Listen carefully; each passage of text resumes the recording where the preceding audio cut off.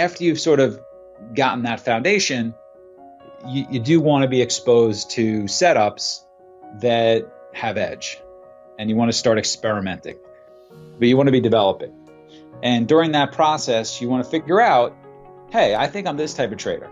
I think I'm this type of product trader. I think I want to trade futures. Okay. I think I want to trade stocks. I think I want to be a scalper. I think I want to be a swing trader. I think I want to be a technical trader. You want to try all those different types of trades and have a conclusion about the type of trading you like, the type of trading that meshes with your talent, and then you want to sort of go from there. And then the next journey, the next part of the process is you want to be aligned with a senior trader who's way better than you, who trades like the way you want to trade, and work with them on a daily basis. We call it team trading here.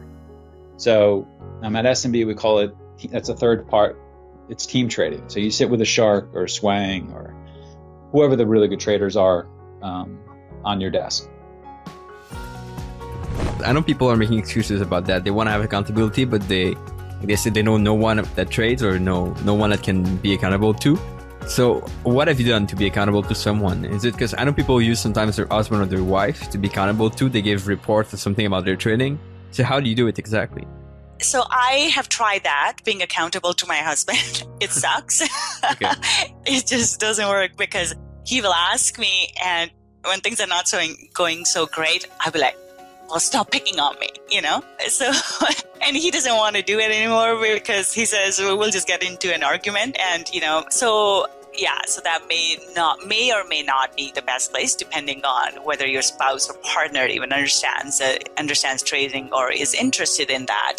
One of the things that I have done is first thing I did was I started a meetup group, right? So I was looking for someone else to do this.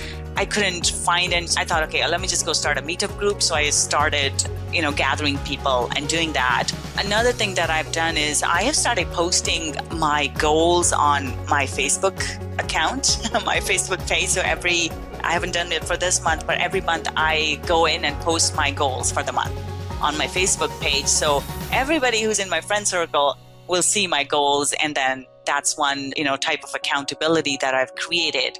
And then I have also gone to my friends and said to them, okay, these are my goals for the month, and these are my process goals as well. So there are things that I like to do in the morning. For example, I like to do meditation, and I tend to do walking meditation or visualization. I found it's just a good way to get started in the morning. So I will write that. I will create a calendar. I have a little calendar in my office where I put a check once I've done that.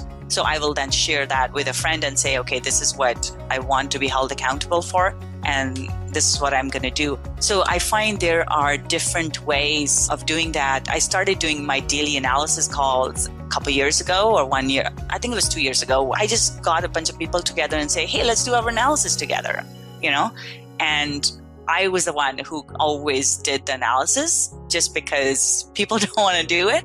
So that way it just helped, every step. You don't know how it's going to help, but I found it's been, throughout the journey, it's been very beneficial. I had to go out and actually meet, over time. Yes, I met people. I met my own mentor, Paul, who taught me a lot of stuff. And that kind of took my trading to the next level. And over time, one of the things I found was, look, some people don't want a mentor, right? But what you can get an accountability partner, right? Have a friend that also trades. You can meet them on social media, Facebook, wherever, right? It doesn't matter. There's so many ways. Your blog, wherever. And share your trades. Share what happened at the end of the day, right? Good or bad. Have that, get on a Skype chat or Gmail chat, right? And talk to each other and share your trades. You can do something like that, and that could be helpful. So how did you meet your mentor exactly? So he was writing a blog, just like one of those Google blog spots, and he was just posting charts, all the time, saying, hey, check out these charts. And I just kept leaving him comments like, what about this? What about this? And he would reply back. And, over time, because I just kept leaving those comments, I asked him, I'm like, will you teach me? I'm missing a lot of stuff, obviously, because I'm still not where I want to be. And so he was like, no, I don't do any of that. And I was like, well, I'll pay you. I'm like, what do you want? Like, I'm going to spend the next 10 years trying to figure this out, or you're going to help me. And he's like, okay, fine. And so, we had, a handful of one-on-one sessions, and we kept in touch. And, you don't need much sometimes.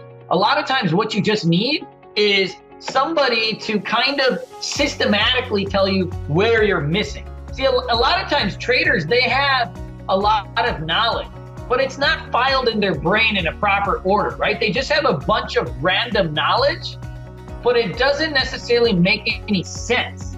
Yeah. And so where you need to go is put it all together in a system, right? It's like how I look at like a trade setup is almost like a recipe, right? You ever go inside a cookbook and you say you want to bake a cake, and you open the recipe inside the cookbook for baking a cake? It's very specific, right? It's step 1, step 2, step 3, step 4, step 5, down to the eyes, every single thing you do. 2 pinches of this, 2 tablespoons of this, 1 jar of this much sugar, right? But everything is listed in exact order, but also exact amounts. And if you can follow that recipe, then guess what happens? At the end, you have this nice cake. But what happens if you mess up 1 or 2 pieces of the recipe? Yeah, your cake tastes like tofu. Yeah, you get a bad cake. And trading is the same way. A lot of times we're on all these blogs and we're reading these books. So we have all these ingredients in our head of different things. But we need somebody to come in and help us organize it into a beautiful recipe so that we can systematically do it. Because when you have a recipe, what can you do? You can repeat it, right? You can repeat, and now you can start to build consistency. Where people fall down is holding on to their profits, keeping their heads screwed on straight when they take losses or have a losing day. So it's not some big secret. Yeah. It's not. It's like everything that you and I have been talking about, it's in the public domain. It's, but it does. It comes down to respecting your process, following your plan, and just staying committed to that no matter what. Even if the, sky's falling, you just stick with your plan no matter what. Not everyone is going to be successful. And there's a lot of people out there that aren't successful and they struggle. And, I've had some people just have to give up trading because they couldn't get their head on straight.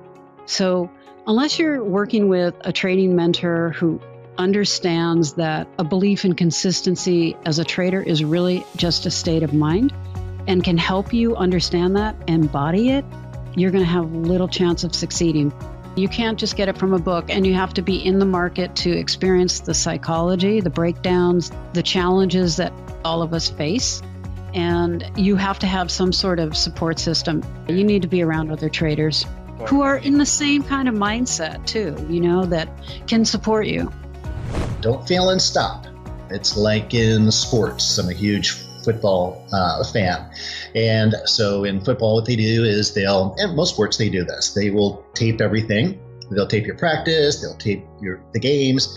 And then after the game, then they go back and they review the film, and they show the players, okay, here's what you got to do and change. They do it with golfing as well. They'll videotape your golf swing and make adjustments, right?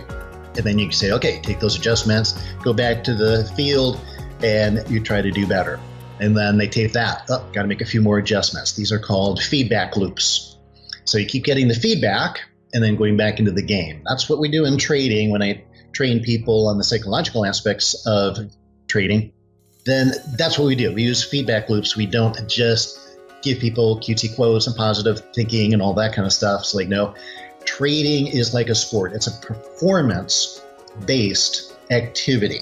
So to change your performance, we have to analyze your performance and change your behavior, but you got to see that behavior from the outside. It's so hard for us to see it. That's why even professional athletes have coaches, because they need those outside eyes. And as traders, we need those outside eyes as well to give us that feedback and then say, oh, okay, go back in and make those constant corrections. Alright, so thank you so much for watching. I just want to plug something here. We have an awesome offer for the Academy that's available right now. It's a limited time thing, which is going to be only available until this Saturday, March 23rd, and you get a bunch of bonuses. You're gonna be able to surround yourself with the right people, get my help, get the help of all people in the academy as well that can coach you, answer your questions, and push you to get better results. Check out the link below, we'll put it there and you can access this. If you see this video after March 23rd, 2019, then it won't be available, but reach out to us if you need any help. Here are a few comments to pass through. Appreciate you guys for leaving comments, as always, down below in the comment section. And I'll catch you back here in Phuket tomorrow. Ciao.